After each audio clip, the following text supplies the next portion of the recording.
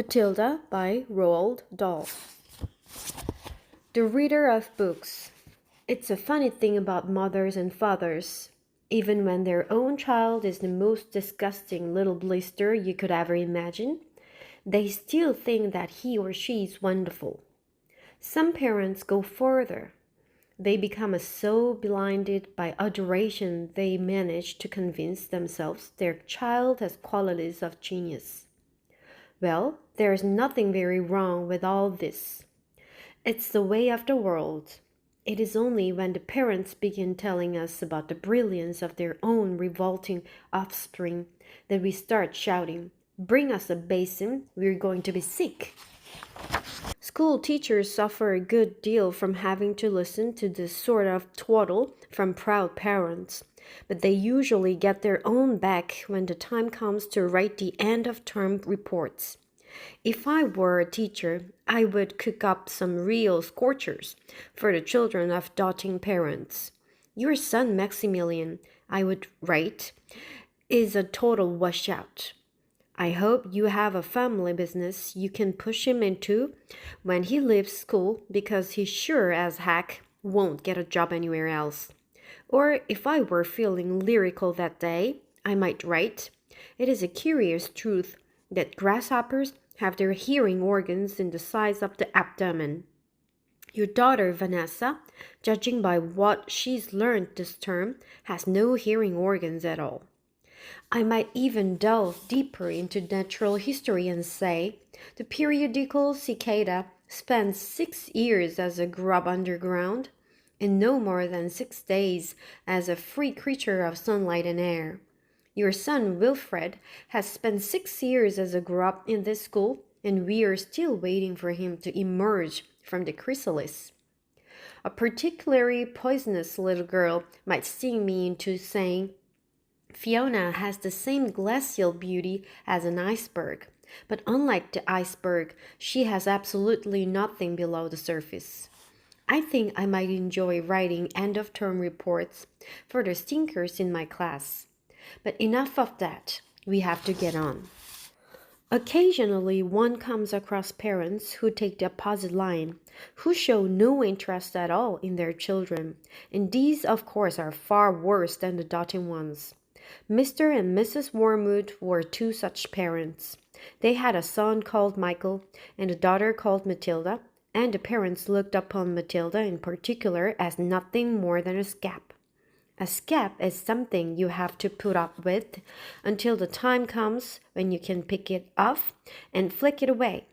Mr. and Mrs. Wormwood looked forward enormously to the time when they could pick their little daughter off and flick her away, preferably into the next country or even further than that.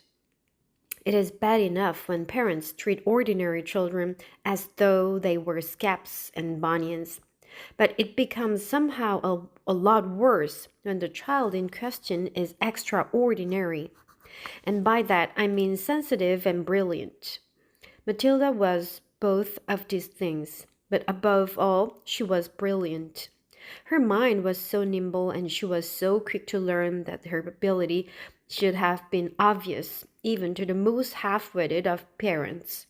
But Mr. and Mrs. Wormwood were both so gormless and so wrapped up in their own silly little lives that they failed to notice anything unusual about their daughter. To tell the truth, I doubt they would have noticed had she crawled into the house with a broken leg. Matilda's brother Michael was a perfectly normal boy, but the sister, as I said, was something to make your eyes pop. By the age of 1.5, her speech was perfect, and she knew as many words as most grown-ups.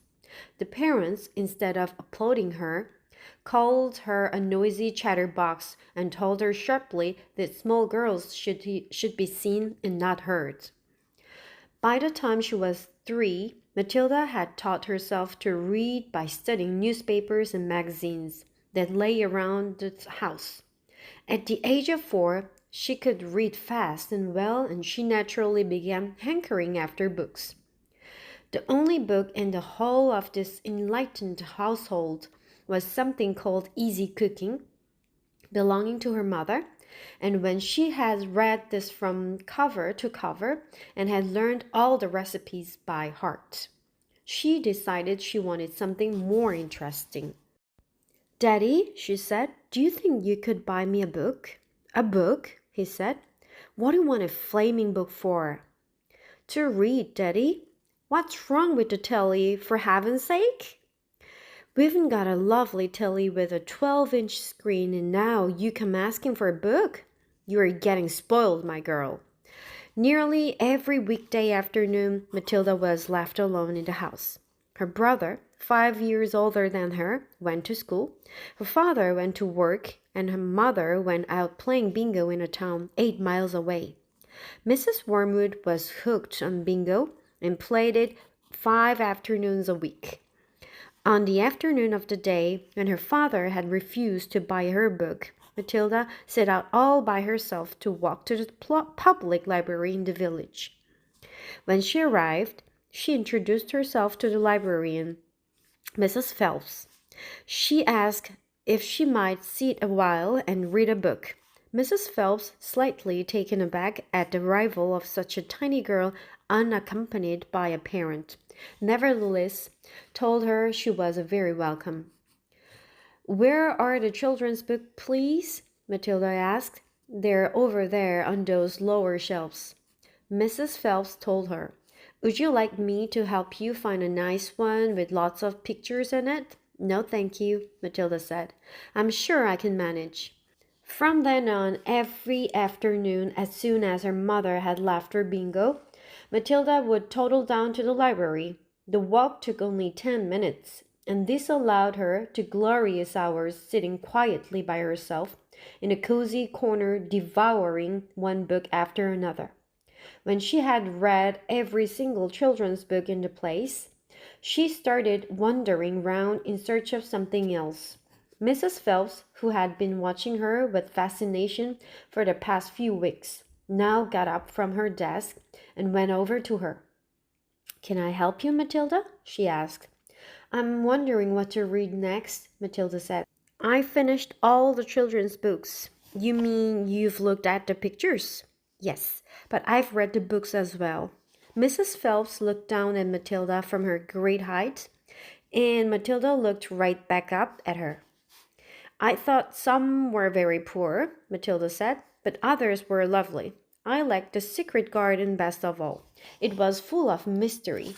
The mystery of the room behind the closed door, and the mystery of the garden behind the big wall."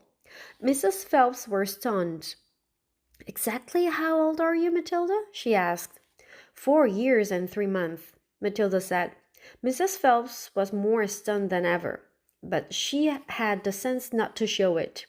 "What sort of a book would you like to read next?" she asked. Matilda said, "I would like a really good one that grown-ups read, a famous one. I don't know any names." Mrs. Phelps looked along the shelves, taking her time. She didn't quite know what to bring out. How, she asked herself, does one choose a famous grown-up book for a 4-year-old girl? Her first thought was to pick a young teenager's romance of the kind that is written for 15-year-old schoolgirls, but for some reason she found herself instinctively walking past that particular shelf. "Try this," she said at last. "It's a very famous and very good. If it's too long for you, just let me know, and I'll find something shorter and a bit easier." Great Expectations, Matilda read, by Charles Dickens. "I'd love to try it." "I must be mad," Mrs. Phelps told herself. But to Matilda she said, "Of course you may try it." Over the next few afternoons, Mrs. Phelps could hardly take her eyes from the small girl sitting for hours after hour in the big armchair at the far end of the room with the book on her lap. It was necessary to rest it on the lap because it was too heavy for her to hold up, which meant she had to sit leaning forward in order to read. And a strange sight it was, this tiny dark-haired person sitting there with her feet nowhere near touching the floor, totally absorbed in the wonderful adventures of Pip and old Miss Havisham and her cobwebbed house. and by the spell of magic that Dickens, the great storyteller, had woven with his words. The only movement from the reader was the lifting of the hand every now and then to turn over a page, and Mrs. Phelps always felt sad when the time came for her to cross the floor and say, "It's 10 to 5, Matilda." During the first week of Matilda's visits, Mrs. Phelps had said to her, "Does your mother walk you down here every day and then take you home?" "My mother goes to Aylesbury every afternoon to play bingo," Matilda said.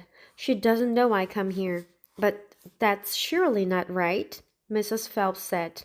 "I think you'd better ask her."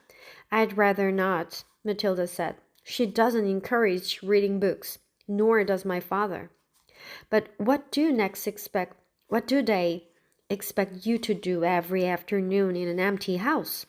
"Just smooch around and watch the telly." "I see. She doesn't really care what I do," Matilda said a little sadly. Mrs. Phelps was concerned about child's safety on the walk through the fairly busy village high street and the crossing of the road, but she decided not to interfere. Within a week, Matilda had finished Great Expectations, which in that edition contained 411 pages. "I loved it," she said to Mrs. Phelps. "Has Mr. Dickens written any others?" "A great number," said the astounded Mrs. Phelps. "Shall I choose you another?"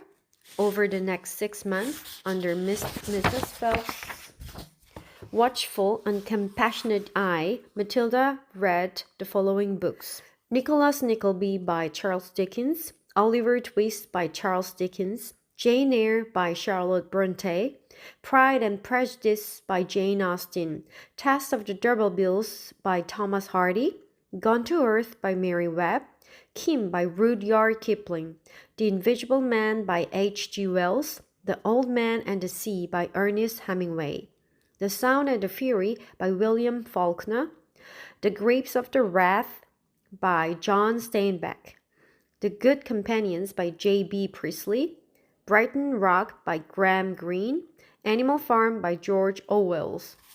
It was a formidable list, and by now Mrs. Phelps was filled with wonder and excitement, but it was probably a good thing that she did not allow herself to be completely carried away by it all. Almost anyone else, witnessing the achievements of this small child, would have been tempted to make a great fuss and shout the news all over the village and beyond, but not so Mrs. Phelps.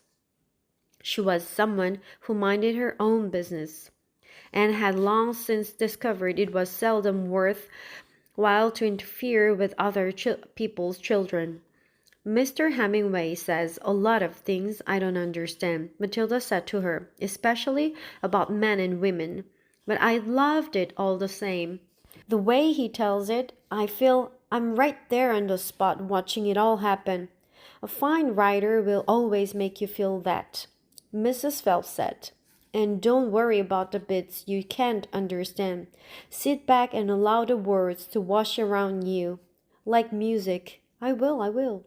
"Did you know," Mrs. Phelps said, "that public libraries like this allow you to borrow books and take them home?" "I didn't know that," Matilda said. "Could I do it?" "Of course," Mrs. Phelps said. "When you have chosen the book you want, bring it to me so I can make a note of it. And it's yours for 2 weeks. You can take more than one if you wish." From then on, Matilda would visit the library only once a week in order to take out new books and return the old ones. Her own small bedroom now became her reading room, and there she would sit and read most afternoons, often with a mug of hot chocolate beside her. She was not quite tall enough to reach things around the kitchen, but she kept a small box in the outhouse, which she brought in and stood on in order to get whatever she wanted.